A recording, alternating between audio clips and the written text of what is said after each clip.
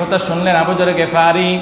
মক্কা আর এক মিনিটও তিনি মদিনায় দেরি করে নাই, সাথে সাথে মদিনা থেকে মক্কায় হিজরত করে চলে আসছেন।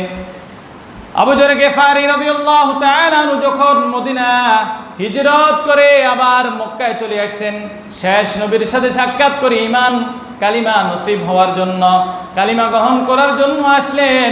আবু যর গিফারি একজন অনারবি লোক, তিনার মেহমান হিসেবে মক্কা মদিনা থেকে মক্কায় আসছেন, কাউকে পরিচয় দেন নাই। মানুষ তো মনে করেছেন মেহমান হিসেবে আল্লাহর ঘর দেখার জন্য আসছেন। আবু যর গিফারি রাদিয়াল্লাহু তাআলা আনহু জোহরের নামাজ জামাতের সহিত মক্কার মসজিদে হারামের ভিতরে পড়েছেন। এদিকে হযরত আব্বাস রাদিয়াল্লাহু তাআলা আনহু সন্ধ্যাবেলায় যখন হয়ে গেছে, নিরস্ত্র একজন ব্যক্তি মক্কা নগরীর বাইতুল্লাহর এক পাশে বসে আসে, আর দেখলেন একজন মেহমান মানুষ, সন্ধ্যা হয়ে গেছে, কোথায় থাকবে কোথায় খাবে।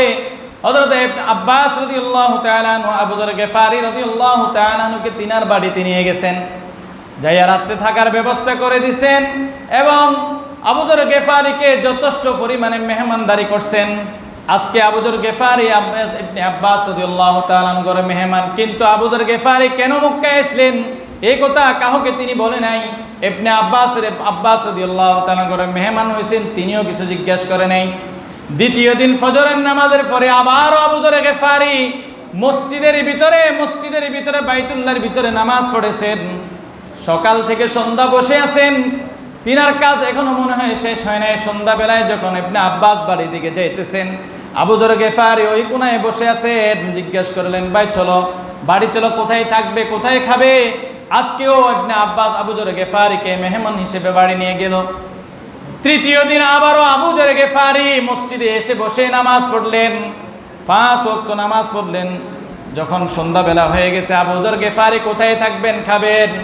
আজকে তৃতীয় দিন ইবনে আব্বাস সন্ধ্যা যখন হয়ে গেছে বাড়ি যাওয়ার পরে মেহমানদারি করলেন, থাকার ব্যবস্থা করলেন। আর ইবনে আব্বাস বললেন, জনাব যদি কিছু মনে না করেন আপনাকে একটা কথা জিজ্ঞেস করি। আবু যর গিফারি ভয় পেয়ে গেলেন, যদি নাকি আমি মক্কার কোনো কাফেরের হাতে পড়ে গেলাম নাকি, আমাকে তো মেহমানদারি করলো 3 দিন। আবু যর গিফারি ইবনে আব্বাসকে বললেন, ভাই শুনো, আল্লাহর কসম করে বলছি তুমি কাউকে বলবা কিনা। বলে না।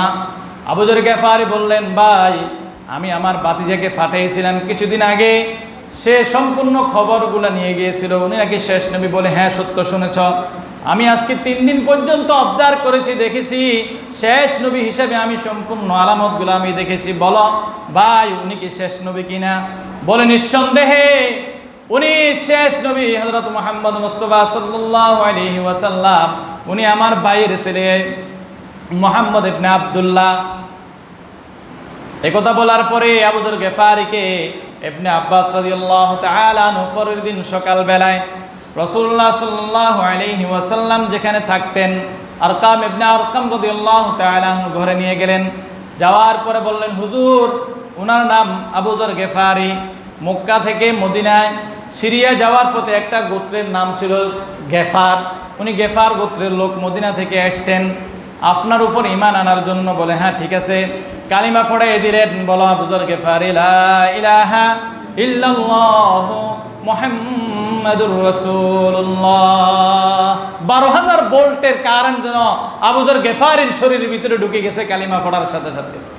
এখন আবু যর গিফারিকে বললে, ভাই শুনো, তুমি ইসলাম ধর্ম গ্রহণ করেছো, এখনো চুপে চুপে থাকো, লুকায়িত অবস্থায় থাকো, তুমি প্রকাশ্যে ইসলামের কোনো কথা বলিও না, ইবাদতের কথা তুমি বলিও না, মক্কার কাফেররা তোমাকে নির্যাতন করবে, মেরে ফেলবে।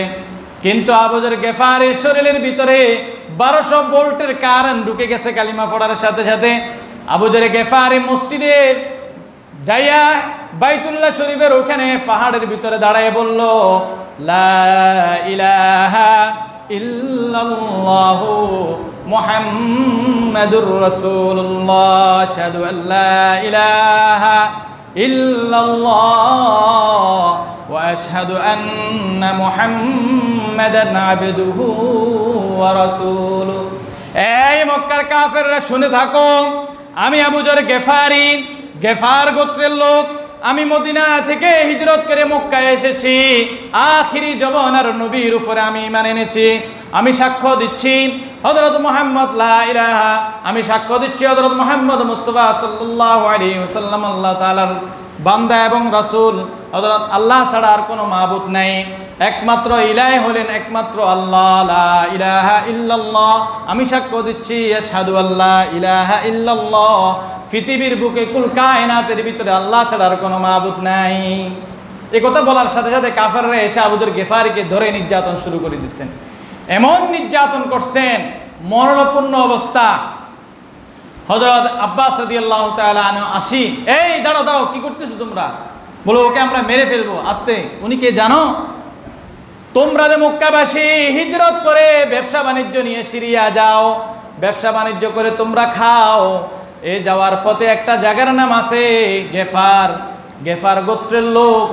ও যদি এখানে আজকে মারা যায়, আগামীকালকে তোমরা যদি সিরিয়াতে যদি ব্যবসা বাণিজ্যের জন্য যাও, তোমাদের সৈন্যবাহিনী, তোমাদের কাফেলাকে, বণিক বাহিনীকে তোমাদের ওইখানে আটক করে তাদেরকে রেখে দিবে, মালামাল সব রেখে দিবে, আর ব্যবসাও করতে পারবে না, খাওয়া দাওয়াও করতে পারবে না। কেন তাকে মারতেছো? তাকে জীবিত অবস্থায় ফিরিয়ে দাও। ইবনে আব্বাস, হযরত আব্বাস রাদিয়াল্লাহু তাআলা আবু যর গিফারিকে রক্ষা করছেন, বাঁচাইছেন।